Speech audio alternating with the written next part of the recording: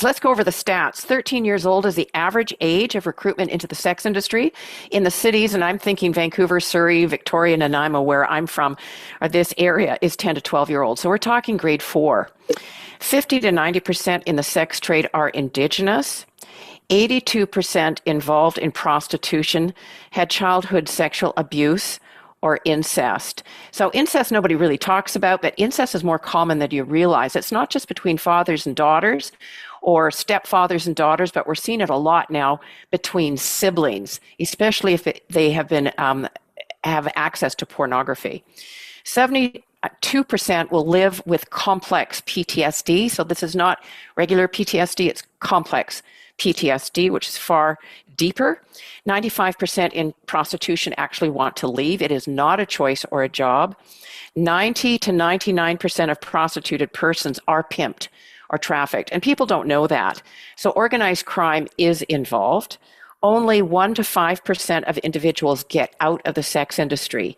The majority experience mental illness, drug addiction, commit suicide, or are murdered. And we say that gals that end up in the life or the game, they will last 5 to 7 years.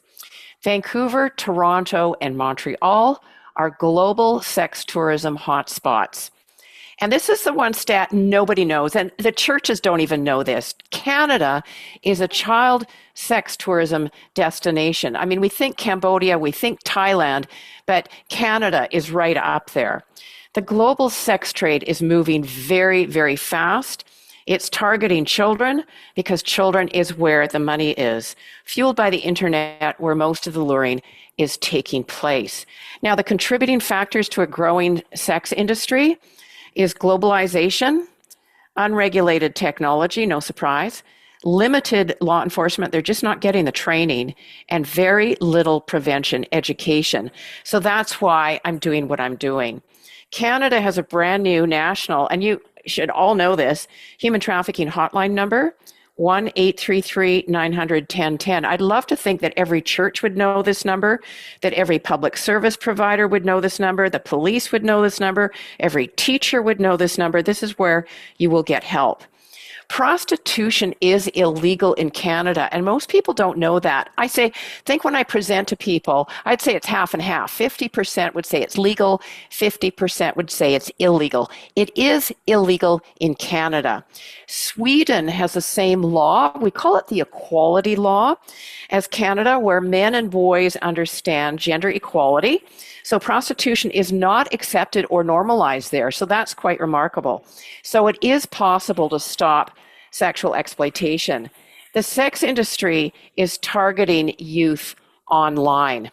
And our schools now, I'm in touch with all 60 school boards in British Columbia. They've all heard from me. Schools are now the recruiting grounds for gangs, even in the elementary schools. So what do we need to stop this crime in Canada? I just say 5 things. Number 1, the enforcement of this federal law we have is called the Protection of Communities and Exploited Persons Act, or PCEPA.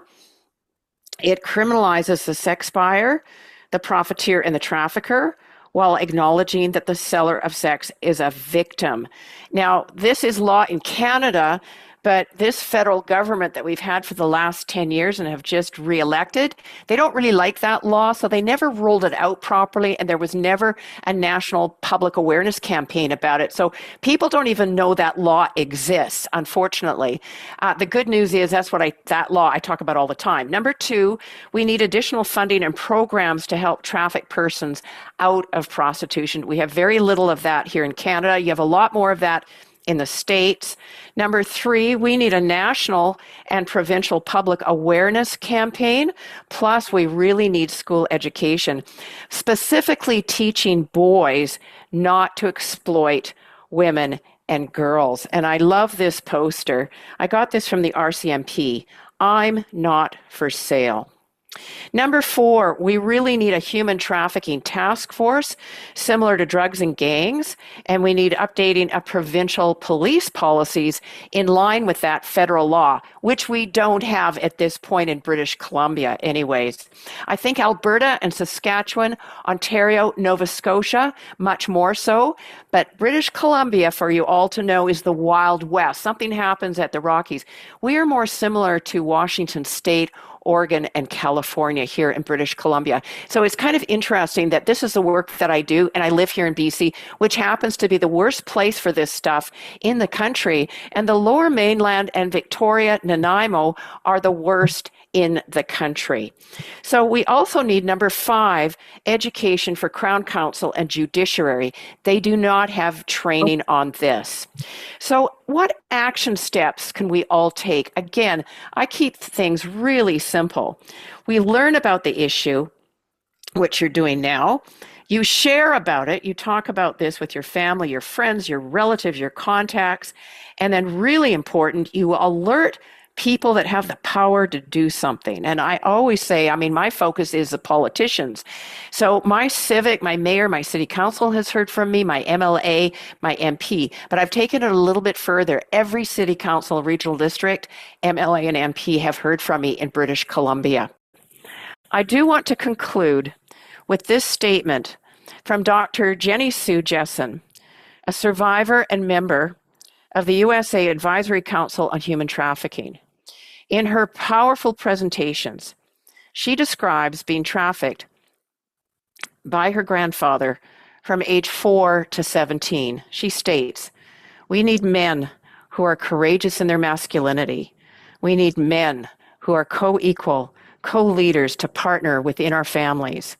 We need to teach men and boys their inherent worth and value. We need good, strong dads raising their children to be good, strong people." So reaching men and boys is the key to ending this scourge. So speaking of men and boys, I am thrilled to have Jamie. I don't even know how to say your last name. Is it Vallejo? Vallejo would be, yeah, but I say Vallejo. Vallejo all the time. There you go. She's Yeah. going to share about her timely, amazing work in North Carolina and Mhm. Ecuador. Go ahead, Mhm. Jamie. Yeah, thank you so much, Kathy. So I was born and raised in Canada and grew up on Vancouver Island. Got married in 2021, and that's what's brought me to the US. So yeah, I'm currently here in North Carolina. I've been working in the nonprofit sector for about 14 years now. And early last year, my husband and I founded a nonprofit called For the One. For the one being based on the scripture, Luke 15:4, if a man has 100 sheep and one of them wanders away, what will he do? Won't he leave the 99 others on the hills and go out to search for the one that is lost? So our mission is to equip, enhance, and empower nations to sustainably prevent and intervene in the exploitation and abuse of children and vulnerable women, bringing freedom, healing, and justice for decades to come. So if anyone has spent any time working in the nonprofit sector, you know it's a bit of an uphill climb, especially when you're just starting out. So this last year, my husband and I have done a lot of work in identifying our pathways of effort and focus. And we know that protecting children and vulnerable women from exploitation requires a unique and collaborative approach involving law enforcement with the resources, knowledge, and capacity to intervene and protect community, a digital readiness with capabilities that equip law enforcement in the community, a judicial system that punishes criminals and offenders, and a community with champions who are engaged and aware while also advocating and providing support for the vulnerable and exploited, and a way for these entities to be better connected and work more collaboratively together to foster their capabilities as agencies and organizations. So from that model, we've kind of developed 4 initial programs that we're working to build and grow out. The first one here in North Carolina, we're starting to pilot. It's called the Young Protectors Program. So as Cathy was just mentioning, we need men of character who are going to stand up and protect those who are vulnerable and protect women and children. And so the Young Protectors Program is designed to foster an environment for young boys ages 14 to 17 to better understand who they are and the role they can have in protecting others against exploitation. And then we're working and starting to build relationships in Ecuador, partnering with law enforcement. So we're committed to walking alongside law enforcement to provide relevant training and resources that support and build confidence, enhance their working capacity. And we also want to focus and address that mental health and wellness around what it means to be a first responder on front lines. Additionally, it's a concept right now, but we're working to pilot it as well, is what's called the Protect Our Community Partnership. So we want to bring together local NGOs and nonprofits, churches and ministries, law enforcement representatives, and government offices that are already working to prevent and intervene in the exploitation of children, and create a shared kind of collective, collaborative, to be able to develop projects together and approaches. I mean, the reality is we can't work in silos anymore. We need to be better connected and coordinated together. And then we do want to focus on enhancing aftercare, and we've started building relationships there and are committed to empowering local grassroots organizations and ministries, identifying champions in the community who are passionate about truly impacting the place and where they live. So as we continue building this work, I know this book is incredibly important and absolutely relevant for anyone who wants to take action. Just re-emphasizing what Cathy shared, exploitation and trafficking are happening everywhere. It's not a them over their problem. It's a right here, right now in our own backyard with our own children problem. It's pervasive and it's growing rapidly. And it's not contained within borders. It's global and it's interconnected.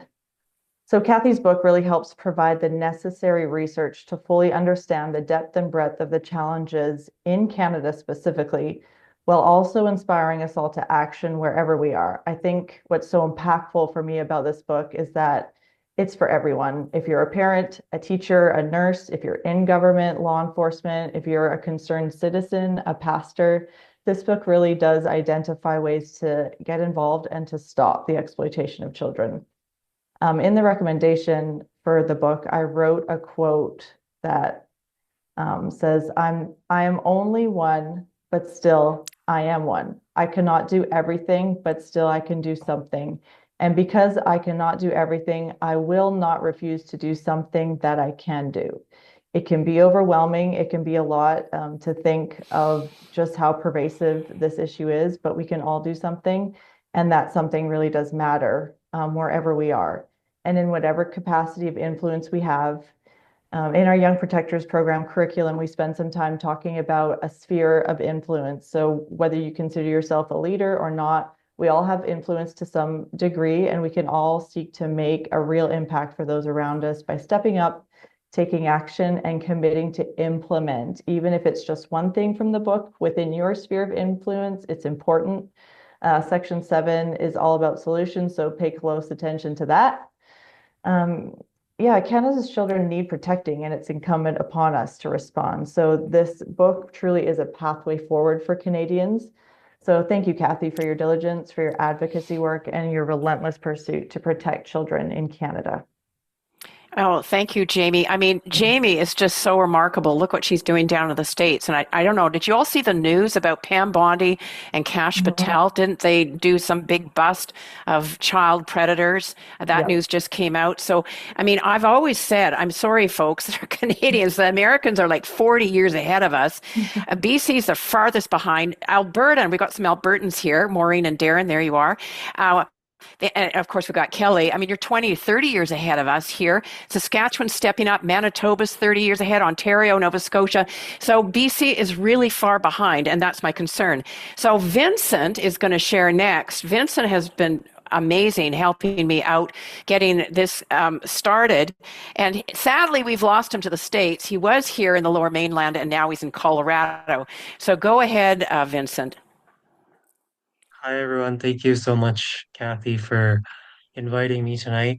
So I grew up in Richmond, BC, and that's my connection. I married someone from Colorado. That's why I also moved to the States. Um, For me, I'm a high school teacher and a father of young children, and I met Cathy, maybe it was 2020 or 2021. Somebody from our church in Richmond had done our website. And for me, finding Cathy was very, I guess it was a God moment for me to see somebody have the conviction to speak on such an important issue and to advocate for children's safety. So why do I continue to support Cathy is that she's just a template for conviction, and she just sends us her scripts and say you too can have the ability to speak to whoever's in your network. So for me, I've really taken that model as she is a teacher as well, and I think having that example to help everybody start the conversation. For me, I had the opportunity the last 2 years to speak at YVR, once to YVR security and then once to WestJet employees last summer. And I was invited as part of the Not in My City campaign against human trafficking. And using Cathy's book and materials, it was really engaging conversation for me to talk to people and raise up the issues because you realize that it's not it's not everyday conversation. So people want to make the topic uh, tangible, and even though airports, this is where it happens, like when they have anecdotes of the situations of human trafficking and the indicators and the situation happening, but they've never had the space to process or to see where child safety is part of everybody's life, whether it's personal or professional. So that was a really good opportunity to engage with community. And for me, bringing that message that it is everybody's issue, it's not just a teacher's issue or a parent's issue, it's everybody in the community. So me seeing that as a community approach was really how I try to engage people in the conversation, whether they have a younger sibling, they have a teenager, they're a parent. So everybody has an in that. Um, I do agree with Cathy trying to bring up issues about child sex trafficking in church is not the easiest topic, but being a parent when on the playground connecting with other parents, that's when conversations happen. And I found really um, connections with other parents with child safety and with the new generation and all the online exploitation that's there is a fear, but I think in understanding preventative care is really where a lot of the hope is, right? And the proactive parenting comes in. So those are really natural conversations that have happened as well. So yeah, I am really appreciative to Cathy about opening my eyes into this issue 4 years ago, and then we just keep on going, and I can see really the fruits of her labor as she keeps on trucking. Well, thank you, Vincent. Again, he's got 5 children, everybody, so he's pretty amazing. Kelly Schuler, you're on next. Kelly is doing amazing work as well. She's from Alberta. Thank you, Cathy. Thank you so much for the work that you're doing and all the supporters here today. This is really heartwarming. And like you had said earlier, thanks for hosting, how Cathy is like a light. And this is the idea, shedding light on the subject and just having the outcomes that are to empower and protect children so that we can address what the risks are and the vulnerabilities and help them to be advocates. Children really do have the power to create change. They are 25% of our population and 100% of our future. So when we consider just what the majority of the players in exploitation are, the majority are boys that grow up to be men. The majority of, there are boys and men who are exploited. And in fact, those who are traffickers or those who are buyers have a lot of the same vulnerabilities that those who are trafficked do have. So when we can address what the vulnerabilities are and mitigate those risks in advance, that's the most desirable position to be in. When we consider the pressure that boys are under growing up to, you know, try and find what their sense of masculinity is and what popular culture tells them. What we're really looking at is how do we shift to create a new cultural norm? And how do we do that at a young age? Why elementary school age children are the best age to reach, because for one is reaching them prior to the average age of recruitment. It's reaching them prior to the age that they maybe become distrusting of adults, or some of their relationships can break down. So if we can reach elementary school age children by equipping the community and educators and parents as to how to have the conversations. And once these conversations start, it means that we can put the children and youth in the position of being the advocate. So, for example, driving by a billboard, well, what do you think of the way that men are and women are presented in that billboard, and why? So hearing what their voices are, once they become attuned to things that are, you know, essentially grooming our children in our society, that are hypersexualized, or you know, showing just a unhealthy relationship power dynamic, they can then shed light on that and have those conversations. So I thank you, Cathy, for the work that you're doing. And this book is a very powerful tool. I would encourage all of you to get copies of it. One of the things that we do in our presentations and when we present at conferences or schools or community groups is we have books handy to give out as prizes. And that can also, you know, make those available. It's really just like a fantastic reference guide. And I appreciate that, Cathy, with your powerful team of supporters, this is going to go far beyond what we can even imagine. So there was a verse that came to me today, and let the beauty of our Lord, our God, be upon us and establish the work of our hands for us. Yes, establish the work of our hands. And that's from Psalm 90, verse 17. And just asking, like, how can I serve? How can I be part of the solution? How can I help to protect and empower children? Asking our Heavenly Father, who loves our children more than we could even imagine. And the path will be lit before us. So thank you. Thanks for the opportunity to share as well. If you'd like more information about our organization, it's braveeducation.org online. Thank you.